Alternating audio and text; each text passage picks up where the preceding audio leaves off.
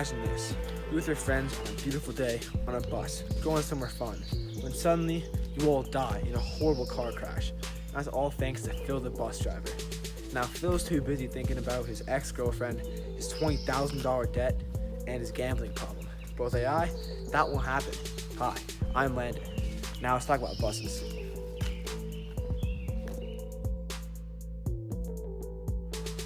AI. We all love AI. Whether it's in our phones, games, Google Home, computer, or even cars. AI has made a huge influence on our lives, and it's hard to imagine what life would live without it. It's crazy to think how far we've become, from big clunky slow computers to self-driving buses. What does this mean for the future of buses, taxi, and truck drivers? Well, it means it could potentially put all these drivers that have lost their jobs. The good news is, robots don't get distracted, so accidents like Phil won't happen.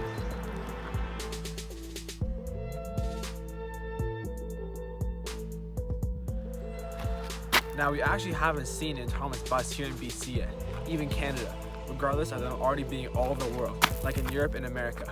Why? Because Canada hasn't been able to put them on the roads yet due to insurance issues. How do you insure them? Anyway, this isn't about insurance, it's about the buses. Speaking of which, we're getting our first one at Kaplan University later this year to see how it does. The bus will be on campus and will have to maneuver around traffic like students in narrow roads. How will students feel about this? Will the bus take after Phil's murderous actions and kill everyone? Who knows? My first question is, how do you think the bus will operate on such a tight campus? And do you think there will be any issues with hitting people or any kind of accidents? Hello, that is a fantastic question. Now, the bus is a low-velocity electric vehicle, which will be driving on a predetermined geofenced route on a shared roadway with other vehicles and cyclists.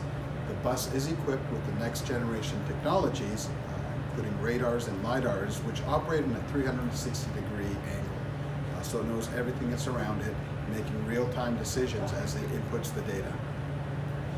It's very unlikely that this bus would ever strike a pedestrian. It's been shown that this bus stops for things simple as leaves. My second question is, how do you think having a self-driving bus could affect the buses on the main road, and what could this mean for other driving jobs? This bus is what they call a last mile solution, meaning that this bus is intended to drive short distances at low velocities with not that many passengers on it. Currently, there is no federal or provincial legislation or regulations that allow for these non-standard type vehicles to operate on our roadways.